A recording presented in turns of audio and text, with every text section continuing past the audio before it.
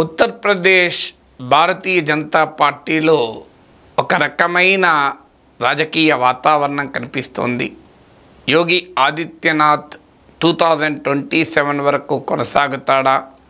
ఆయనను మధ్యలోనే ఇంటికి పంపిస్తారా? మోడీ, అమిత్ షా యోగి ఆదిత్యనాథ్ పదవికి ముహూర్తం పెట్టారా? యోగి ఆదిత్యనాథ్ పైన తిరుగుబాటు ఆల్రెడీ మొదలైంది. ఇది విజయం సాధించే దిశగా పోతుందా? యోగిని ఆర్ఎస్ఎస్ కాపాడగలుగుతుందా?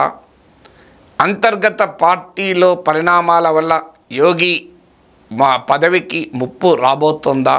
ఇది ఉత్తరప్రదేశ్ పాలిటిక్స్లో ఇప్పుడు బాగా చర్చనీయాంశంగా ఉంది. అయితే దీనికి కారణం ఏంటి అంటే, వాస్తవంగా 2017 ఎన్నికల సమయంలో కూడా యోగి ఆదిత్యనాథ్ను బీజేపీ తన ముఖ్యమంత్రి అభ్యర్థిగా ప్రకటించలేదు. మోడీ పేరిటే యూపీలో ఎన్నికలకు వెళ్ళారు 2017లో. ముందు నుంచి కూడా యోగి ఆదిత్యనాథ్ను సీఎం చేయడానికి మోడీ, అమిత్ షాలకు ఆసక్తి లేదు అని బీజేపీ వర్గాలు గుసగుసలు వినిపిస్తుంటాయి. రాజకీయ పండితులు, యూపీ పాలిటిక్స్ను అబ్జర్వ్ చేసేవారు చెప్పేది, Yogi Adityanath was never the choice of Modi, Amit Shah. కానీ Yogi Adityanath aggressive Hindutva style of politics యూపీలో బీజేపీ అధికారంలోకి రావటానికి కీలక భూమిక పోషించిన తర్వాత యోగి ఆదిత్యనాథ్ 2017లో చీఫ్ మినిస్టీరియల్ రేస్లో ముందు వరుసకొచ్చాడు. వాస్తవంగా నరేంద్ర మోడీ మనోజ్ సిన్హాను సీఎంగా పెట్టాలి అని ఆలోచించినా కూడా ఆర్ఎస్ఎస్లోని ఒక కీలక నేత వ్యతిరేకత వల్ల మనోజ్ సిన్హా యూపీ ముఖ్యమంత్రి కాలేకపోయారు. అప్పుడు కాంప్రమైజ్ క్యాండిడేట్గా యోగి ఆదిత్యనాథ్ ముందుకొచ్చారు. వాస్తవానికి ఇప్పుడు Keshav Prasad Maurya, UP deputy chief minister, OBC నాయకుడు కేశవ్ ప్రసాద్ మౌర్య ఆ రోజు ఉత్తరప్రదేశ్ బీజేపీ రాష్ట్ర అధ్యక్షుడిగా ఆయన కూడా రేస్లో ముందున్నారు. ఇలా అనేక మంది సీఎం పదవికి పోటీ పడినప్పుడు ఒక పొలిటికల్ కాంప్రమైజ్గా అమిత్ షా సజెషన్ మేరకు యోగి ఆదిత్యనాథ్ యూపీ ముఖ్యమంత్రి అయ్యాడు. ఆయన తర్వాత యోగి ఆదిత్యనాథ్ తనకంటూ క్లౌడ్ నిర్మించుకున్నాడు. ప్రజల్లోనూ, భారతీయ జనతా పార్టీ పరివారంలోనూ, దేశం మొత్తం మీద కూడా హిందుత్వ పొలిటికల్ ఐకాన్గా ఎమర్జ్ అయ్యాడు. యూపీ పాలిటిక్స్లో కూడా తన బలాన్ని సంఘటితం చేసుకున్నాడు. తన కమ్యూనిటీ, ఠాకూర్ సామాజిక వర్గం ఆయన వెనకాల బలంగా నిలిచింది. ఈ రాజకీయ పరిణామాలతో మోడీ, అమిత్ షాలు ఎలా అన్సెటిల్ చేయాలి యోగి ఆదిత్యనాథ్ను అని మొదటి నుంచి కూడా ఆలోచిస్తూ వచ్చారు. అంటే బీజేపీని అన్సెటిల్ చేయకుండా యోగిని ఎలా అన్సెటిల్ చేయాలి, ఇది ఒక ఛాలెంజ్. ఎందుకంటే గతంలో కళ్యాణ్ సింగ్ లాంటి బలమైన నాయకుడు కూడా బీజేపీ నుంచి వెళ్ళిపోయి సొంత పార్టీ పెట్టుకున్నాడు. కర్ణాటకలో యడియూరప్ప లాంటి బలమైన నాయకుడు కూడా పార్టీ నుంచి వెళ్ళిపోయి సొంత పార్టీ పెట్టుకొని మళ్ళీ బీజేపీకి వచ్చారు. ఉమాభారతి కూడా బయటికి వెళ్ళారు. అందువల్ల భారతీయ జనతా పార్టీలో ఉమాభారతి, కళ్యాణ్ సింగ్, యడియూరప్పల కన్నా యోగి ఆదిత్యనాథ్ బలవంతుడేం కాదు. అందువల్ల ఆయనను ముట్టుకోరు బీజేపీ నాయకత్వం అనుకుంటే అది పొరపాటు. అందుకే ఈ 3 ఉదాహరణలు చెప్పాను. సో కానీ ఎప్పటికప్పుడు మోడీ, అమిత్ షాలు యోగికి చెక్ పెట్టేందుకు ప్రయత్నాలు చేస్తూనే ఉన్నారు. సో కేశవ్ ప్రసాద్ మౌర్య అంటే యోగితో బలంగా పోటీ పడ్డ ఓబీసీ నాయకుడు డిప్యూటీ చీఫ్ మినిస్టర్గా ఉన్నాడు. బ్రాహ్మణ్ లాబీకి రిప్రజెంట్ చేసే బ్రజేష్ పాఠక్ మరో డిప్యూటీ సీఎంగా ఉన్నారు.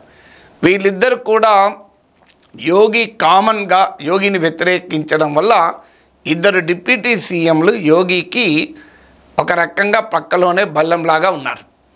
ఇక ఆ తర్వాత గుజరాత్ క్యాడర్ ఐఏఎస్ అధికారి, నరేంద్ర మోడీకి అత్యంత సన్నిహితుడు, నమ్మకస్తుడు ఆయన ఏకే శర్మను సర్వీస్ ఉండగానే వాలంటరీ రిటైర్మెంట్ తీసుకొని యూపీ పాలిటిక్స్లోకి పంపించారు.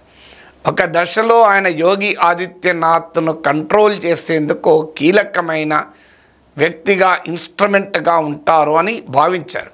కానీ యోగి తన చాకచక్యంతో ఆయనకు మంత్రి పదవికి మాత్రమే పరిమితం చేసి ఏకే శర్మ ప్రమాదాన్ని అధిగమించగలిగాడు. ఆ తర్వాత చీఫ్ సెక్రటరీగా దుర్గాశంకర్ మిశ్రా అనే అతన్ని పంపించారు. అతను కూడా ఆయనకు వాస్తవంగా ఆల్ ఇండియా సర్వీస్ రూల్స్ కూడా కొద్దిగా అధిగమించి దాని ఓవర్కమ్ చేసి కూడా ఆయనకు ఇచ్చారు. కానీ ఆయన తన పదవీ కాలంలో కూడా యోగిని కంట్రోల్ చేయలేకపోయాడు. సో యోగికి ఉన్నటువంటి పవర్ఫుల్ క్లౌట్ అది.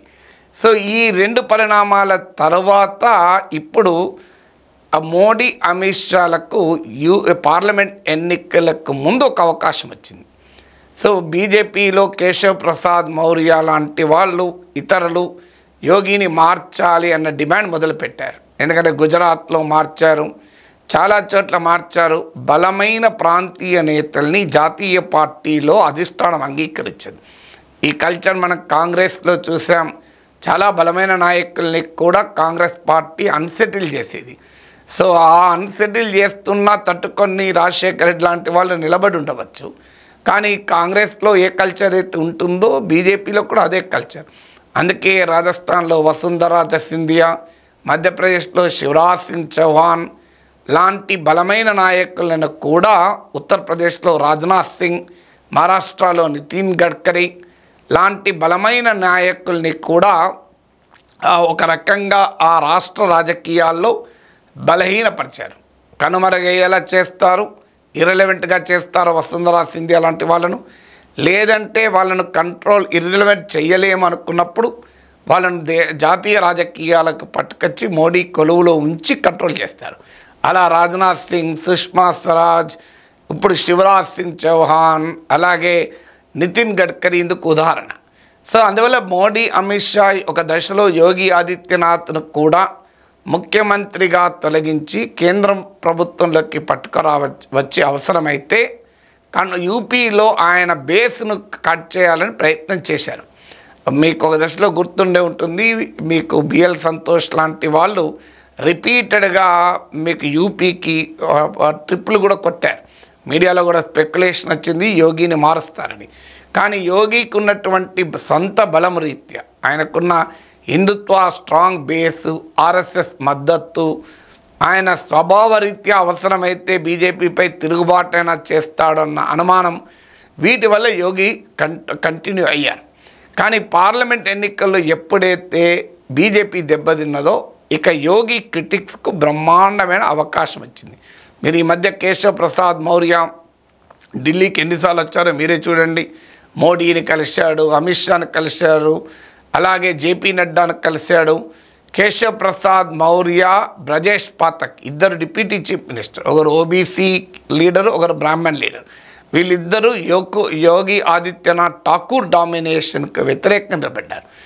సో ఏం జరిగింది? బీజేపీ దెబ్బతినడమే కాదు, బీజేపీ దెబ్బతినటానికి కారణం అఖిలేష్ యాదవ్ నాయకత్వంలో ఓబీసీ కన్సాలిడేషను, మండల్ కన్సాలిడేషన్ వల్ల హిందుత్వ పాలిటిక్స్ను కూడా దెబ్బతీయగలిగారు.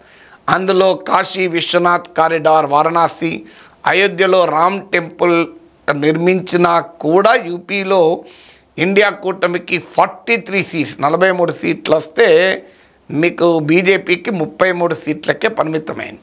బీజేపీ బలం 62 నుంచి 33కి పడిపోయినాయి, 29 సీట్స్ కోల్పోయారు. సమాజ్వాదీ పార్టీకి బీజేపీ కన్నా ఎక్కువ వచ్చాయి. సో ఈ పరిస్థితులు వచ్చాక ఆటోమేటిక్గా యోగి ఆదిత్యనాథ్ వ్యతిరేకుల స్వరం పెరిగింది.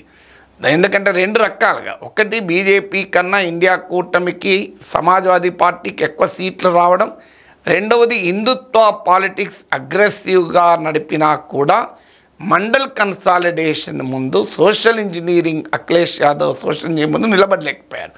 దీనితో ఇప్పుడు కేశవ్ ప్రసాద్ మౌర్య లాంటి వాళ్ళు మరింత ముందుకొచ్చారు. ఓబీసీలను ఇగ్నోర్ చేయడం వల్లనే ఇలా జరిగింది, ఠాకూర్ల ఆధిపత్యం వల్లనే ఇలా జరిగింది, పార్టీలో కూడా కింది లెవెల్ క్యాడర్కు యోగి నాయకత్వానికి మధ్య గ్యాప్ వల్లనే జరిగింది. అందువల్ల యోగిని మార్చకపోతే 2027లో బీజేపీ దెబ్బతింటుంది అనేటువంటి గుసగుసలు మొదలై ఇప్పుడు అది బిగ్గరగా వినిపించే దశకు వచ్చింది. అయితే సమస్యను కాస్తంత వాయిదా వేశారు. ఎందుకంటే త్వరలో 10 అసెంబ్లీ సీట్స్కు బై ఎలక్షన్స్ ఉన్నాయి. 10 మంది, అందులో అత్యధిక మంది పార్లమెంట్ గెలిచారు. ఇప్పుడు అఖిలేష్ యాదవ్తో సహా ఎంపీలుగా గెలిచారు. ఈ 10 సీట్లు ఖాళీ అయితే వీటికి ఉప ఎన్నికలు ఉన్నాయి. ఇందులో 5 సమాజ్వాదీ పార్టీ సీట్లే, ఇందులో 2 మాత్రమే బీజేపీ సీట్లు, మిగతాయి బీజేపీ అండ్ అలైన్స్ కలిపి 5 సీట్లు. అందువల్ల ఈ ఉప ఎన్నికల్లో గనక యోగి నాయకత్వంలో బీజేపీ సత్తా చూపెడితేనే యోగి ఆదిత్యనాథ్ యూపీ సీఎంగా కొనసాగుతాడు. సో ఇటీవల లోక్సభ ఎన్నికల లాగా యూపీలో అసెంబ్లీ ఎలక్షన్స్లో కూడా బీజేపీ దెబ్బతింటే మాత్రం ఖచ్చితంగా యోగికి ముహూర్తం మోడీ అమిత్ షాల నాయకత్వం పెట్టే అవకాశమే ఎక్కువ కనబడుతుంది. ఇటీవల జరిగిన అసెంబ్లీ ఎన్నికలు, లోక్సభ ఎన్నికల తర్వాత జరిగిన అసెంబ్లీ ఎన్నికల్లో బీజేపీ బాగా దెబ్బతిన్నది కూడా. ఇండియా కూటమి బ్రహ్మాండంగా గెలిచింది.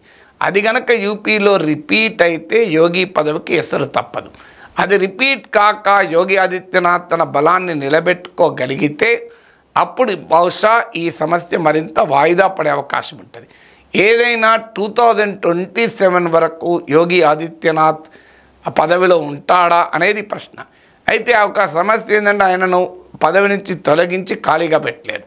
ఢిల్లీకి పట్టుకొచ్చి శివరాజ్ సింగ్ చౌహాన్ లాగానో రాజ్నాథ్ సింగ్ లాగానో కేంద్ర క్యాబినెట్లో ఉంచుకుంటే అక్కడ అమిత్ షాకు పోటీగా మోడీ వారసుడిగా యోగి ఆదిత్యనాథ్ ముందుకు వచ్చేటువంటి అవకాశం ఉంది. గతంలో యూపీ సీఎంగా తొలగిస్తారు అని వార్తలు వచ్చిన సమయంలో ఢిల్లీలో యోగి ఆదిత్యనాథ్ హోర్డింగ్లు పోస్టర్లు వెలిశాయి. అందువల్ల యోగి ఆదిత్యనాథ్ తక్కువ అంచనా వేయలేరు. ఎందుకంటే బీజేపీలో మోడీ అమిత్ షాల తర్వాత ఆయన స్టార్ క్యాంపెయినర్. కాశ్మీర్ నుంచి కన్యాకుమారి వరకు ప్రచారంలో ఆ యోగి ఉండాల్సింది. అందువల్ల యోగిని ముట్టుకోవాలంటే ఒక ప్రాబ్లం, ఆయన కొనసాగిస్తే మరో ప్రాబ్లం. సో అందువల్ల ఖచ్చితంగా యోగి ఆదిత్యనాథ్కు బహుశా ఈ ఉప ఎన్నికల తర్వాత ఆయన ముహూర్తం పెట్టారా తేలుతుంది.